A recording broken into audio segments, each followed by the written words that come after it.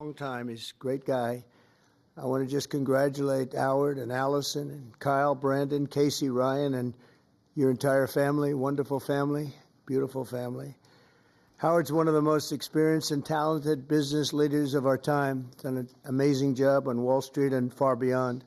But more importantly, he's a patriot who loves our country and has shown tremendous courage and strength throughout his career. Howard began at the famed Cantor Fitzgerald in 1983, and by the age of 29, he rose to become the president and CEO and one of the hottest firms on Wall Street. Much like myself, Howard should not be here today. On September 11th, 2001, Howard's company was at its absolute height, doing unbelievable, dominating Wall Street and stocks and bonds and trading from its headquarters on the 101st to the 105th floor. He had the top 3 or 4 floors of the World Trade Center, the North Tower of the World Trade Center. And every day Howard got up and went to work early. He'd always go in and he'd go to work early, and he'd be there 6 o'clock in the morning. And as you know, the hit was around 8:45 or something like that. So he would have been there on almost any day other than this, because his wife was very angry at him because he wouldn't deliver his child to school. She said, "You never take..." Who is the child? Let me see. Where's the child? Lou, you saved your father's life. You saved your father's life, huh? Should hold that against. You're going to leave him more than the other kids, right? Well, so he took, what is your first name? Kyle. He took Kyle. Kyle, congratulations. Nice job. But he took Kyle that one day to school. After years, he finally said, "Okay, I'll do it." And that's the only time. So he was actually riding down the West Side Highway, and he saw the plane hit. And it's an amazing, and the rest is history. And your brother was in there too, I think, right? Yeah. And it was just it's a big story. And every single Cantor Fitzgerald employee who was at work that day lost their lives, which was almost 100% of the company. And Howard lost more than 650 friends because they were all friends. They had a really well-unified, just highly respected company, a lot of talent in that company. But the employees, loved ones, including his brother and best friend, and most people would have been defeated. They would have probably gone on to not too much. But Howard rebuilt the company step by step, and as he did it, he gave a tremendous amount of the profits and other things to the families of his colleagues who were killed in the World Trade Center on that horrible day. And it showed something about Howard that's really incredible, his resilience. It's very few people could have even thought of doing it, but his resilience and tenacity have earned him the respect and admiration of everyone in the financial world. But more importantly, Howard understands from personal experience why we put America first, because we love our families, we love our fellow citizens, and we love our country so much. And he really loves his country, and I wouldn't have done it if I didn't think so. And he's got so many friends in New York and Wall Street and elsewhere. And he has he's a relationship person, and they're always the best. And he's the best at it. As Secretary of Commerce, Howard will work tirelessly to protect our workers and our wealth and grow our economy into the strongest in the history of the world. You know, when he rebuilt the company, it actually became much bigger and much stronger than the original company, which is almost impossible to do. It became hotter than even the original Cantor Fitzgerald. But he's going to be unmatched as an emissary working to get jobs and investments. And his favorite word, and I'm going to move him down to 4th favorite word. First is family, love, God. Not necessarily in that order, by the way. I think let's put God first. All right? We'll put God first. You know why? Because we don't want to take any chances. That's why.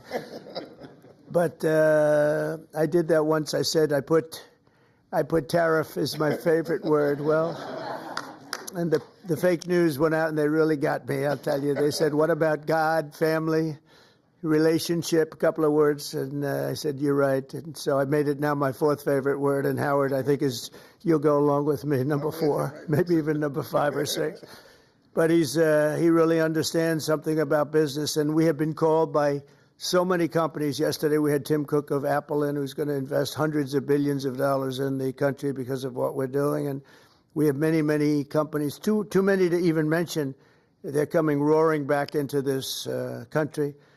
And it'll take maybe a little time, but not that much time. You're going to see things that you've never seen before at a level that you've never seen before. And Howard's going to lead that charge, and he'll help oversee the tariff and trade agenda along with many other things. We'll soon impose reciprocal tariffs because that means they charge us, we charge them. It's very simple. Whatever a company or a country such as, let's say, India or China or any of them, whatever they charge, we want to be fair. So reciprocal meaning they charge us, we charge them.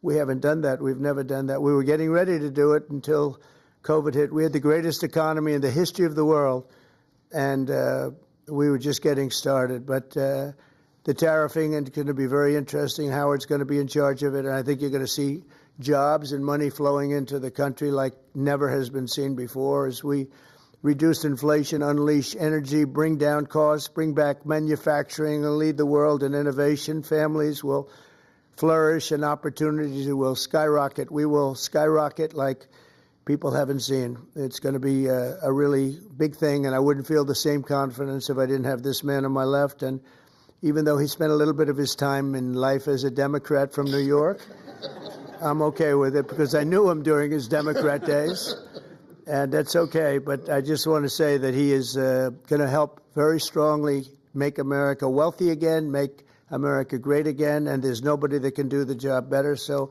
Mr. Secretary of Commerce, I just welcome you aboard. There's nothing you can do so big as this. There's no deal you can do that's bigger. Every deal. That's why you can never go back into business because it seems like small potatoes, no matter how big it is, including even Cantor Fitzgerald. It's all small potatoes compared to what we're doing now. So it's a great honor to have you and your family aboard. Thank you very much. And thank you very much in particular. Thank you very much. Thank you.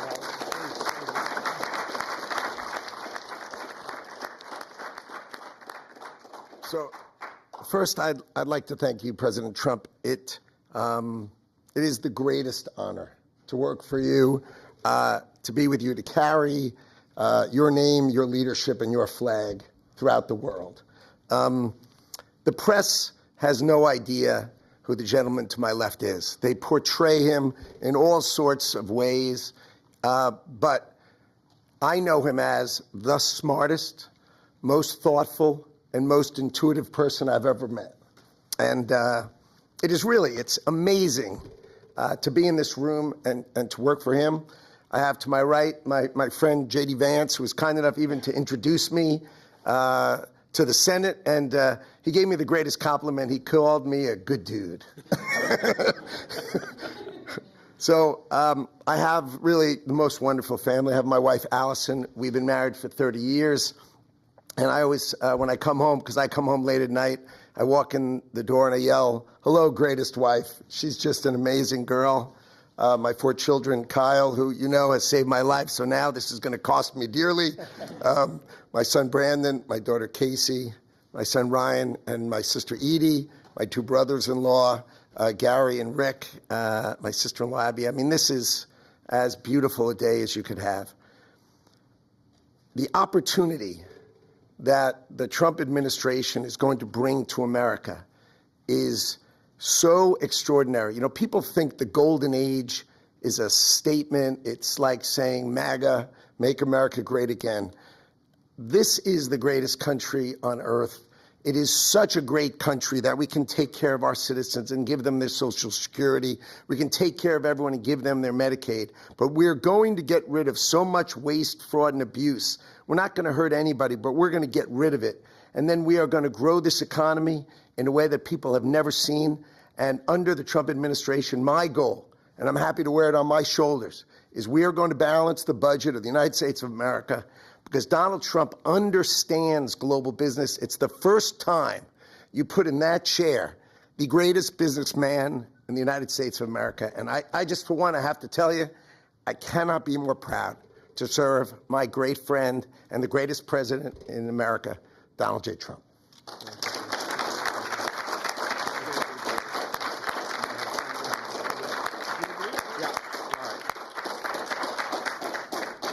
So now we get to swear Howard in. Now we need the actual. We need to sign the commission first. Sign the commission first, okay? Mr. President, we're going to sign the commission first. I can't swear him in, I guess, until you sign the commission. Yes, sir.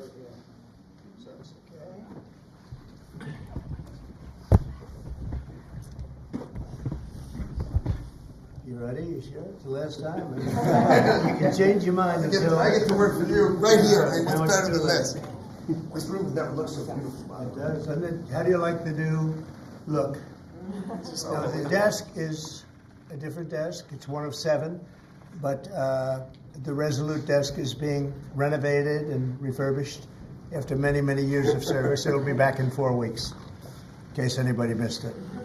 A lot of people do.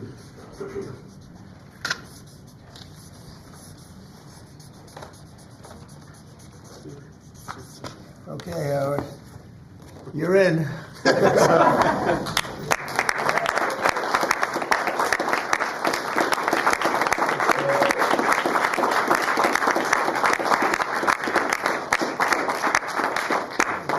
All right, now Howard, come next to your beautiful wife and your beautiful family here.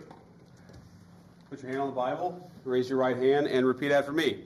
I, Howard Lutnick, I, Howard Lutnick, do solemnly swear do solemnly swear that I will support and defend the Constitution of the United States that I will support and defend the Constitution of the United States against all enemies, foreign and domestic, against all enemies, foreign and domestic, that I will bear true faith and allegiance to the same, and I will bear true faith and allegiance to the same. that I take this obligation freely, I will take this obligation freely, without any mental reservation without any mental reservation or purpose of evasion, or purpose of evasion, and that I will well and faithfully discharge and I will well and faithfully discharge the duties of the office on which I am about to enter. the duties of the office of which I am about to enter. So help you God. So help me God. Congratulations, Mr. Secretary.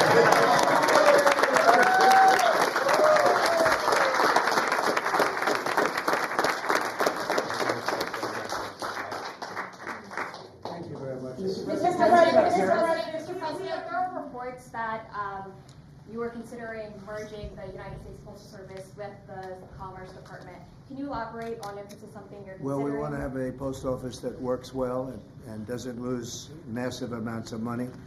And we're thinking about doing that, and it'll be a form of a merger, but it'll remain the Postal Service, and I think it'll operate a lot better than it has been over the years. It's been just a tremendous loser for this country. Tremendous amounts of money are being lost, and we think we can do something that'll be very good and keep it a very similar way, but whether it's a merger or just using some of the very talented people that we have elsewhere so it doesn't lose so much. It's losing a tremendous amount of money. Mr. President, some members of Congress in red districts are facing pushback from voters in town halls. We know that Americans voted for you on the immigration and the economy, but these voters say they're angry and frustrated by these firings. They don't like the work of Elon Musk and these other actions. What do you say to them? Who do you work for? I work for ABC News, sir. Who? ABC News. No wonder. Let me just tell you that I have today the highest poll numbers I've ever had. I have today the highest poll numbers of any Republican president ever.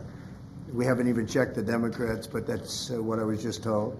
And they like the job that we're doing. They like the job that Elon's doing. He's doing something that a lot of people wouldn't have the courage to do.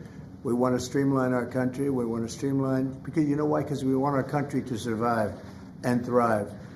And we're finding billions and billions of dollars of waste, fraud, and abuse. Billions, and I mean numbers like you wouldn't believe. And we haven't even started yet.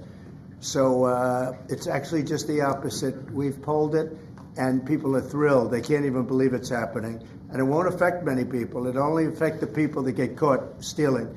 The waste, fraud, and abuse is at a level like nobody's ever seen. It's been going on for years.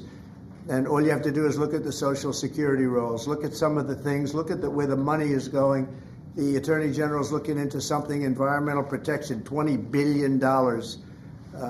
And it's out and out fraud. So I think the people are very happy. Yes, please. Mr. President, I want to ask you about this week, the Secretary spent 4 hours with the European Union trade representative. The European Union has signaled that they would lower tariffs and do a trade deal with the United Yeah, States. the European Union wants to come back. They've treated us very badly, and the European Union wants to lower their tariffs because of the fact we were paying a fortune of tariffs. We couldn't sell a car there. We couldn't sell our farm products there. They wouldn't take anything. Now all of a sudden they're being very nice, and that's going to happen with a lot of others too. The European Union is wanting to lower its barriers at very low levels. They want to now bring their car number, which was extremely high, down to 2.5%, which is the same thing that we charge. That's reciprocal. See, that's what is happening, reciprocal. And I think it's a big start in the right direction with the European Union. So, you called President Zelensky of Ukraine a dictator. Do you think that President Putin of Russia is also a dictator? I think that President Putin and President Zelensky are going to have to get together because you know what? We want to stop killing millions of people. You have young soldiers being killed. If you saw the pictures that I saw of the battlefield from satellite, you've never seen any pictures like that. Soldiers are being killed by the thousands a week, thousands of soldiers a week. As we speak, they're being killed. That's why I want to see a ceasefire and I want to get the deal done. I think we have a chance to get the deal done. I had to make sure that Russia wanted to do it. It's a war that would have never happened if I was president, but it did happen. So I got stuck with it, and I want to stop people from being killed. You know, it doesn't affect the United States very much. It's on the other side of the ocean. It does affect Europe, and we've put in 3 times more money. We're in for $300 billion. They're in for $100 billion. And, you know, Europe is also doing it in the form of a loan. Biden just gave them money. There was no loan. There was no security. There was no anything.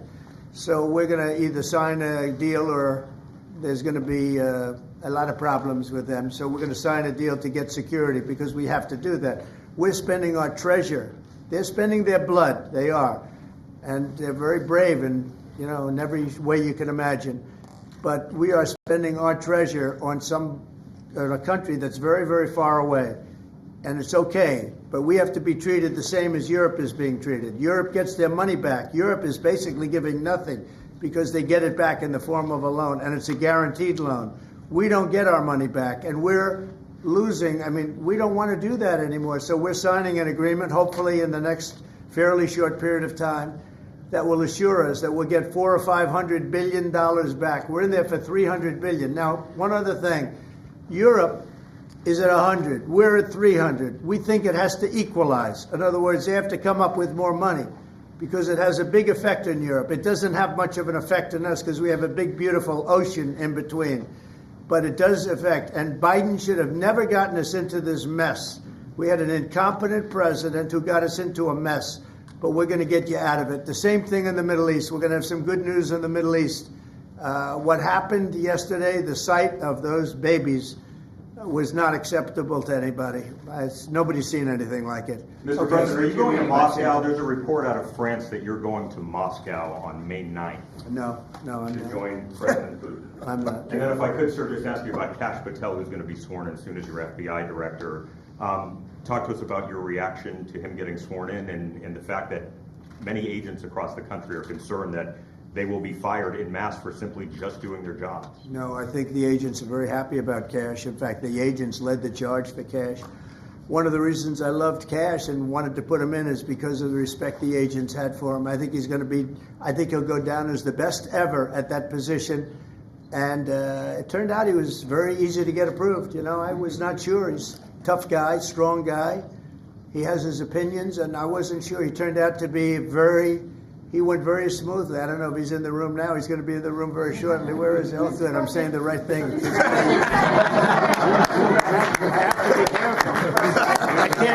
can't speak too badly about him. I better be careful. I will say this about Kash, and Howard understands this. One of the reasons that I wanted him is because the agents love this guy, and they respect this guy, and this is what they wanted. And even somebody like Trey Gowdy, who's a very good guy, but known as somewhat of a moderate person, he came out with a statement that was so incredible. He said, Kash is an incredible person. People don't realize it. When he said that, there was no doubt left. It was really a big statement made by somebody that's respected and on the moderate side. And I will tell you, I think cash is going to go down as maybe the best ever when it's all said and done. So I'm glad he's willing to do it. Thank you, Cash. Tim Cook a little bit more.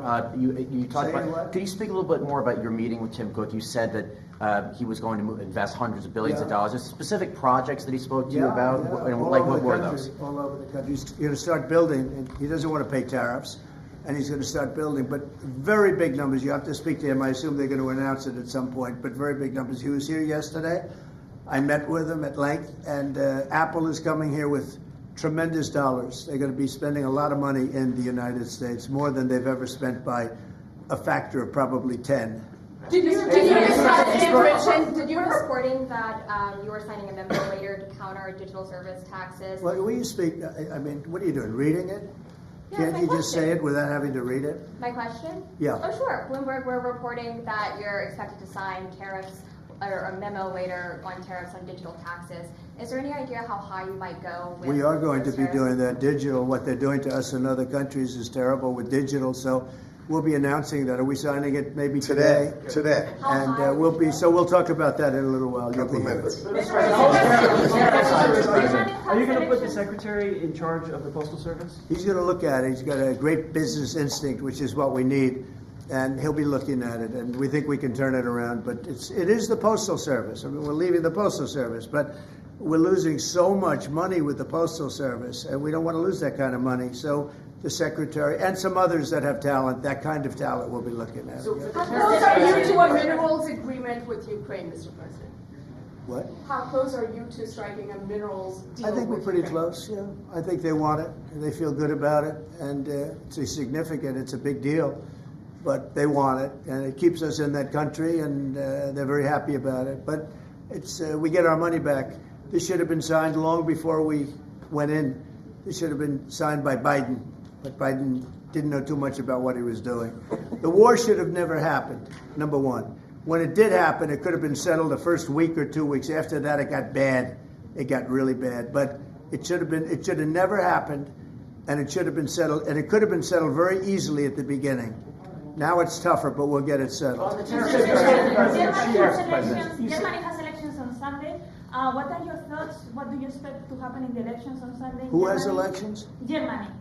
Oh, Germany. I wish them luck. We got our own problems. Bye, everybody. Thank you very much. Thank you. Thank you, Press. We got our own problems.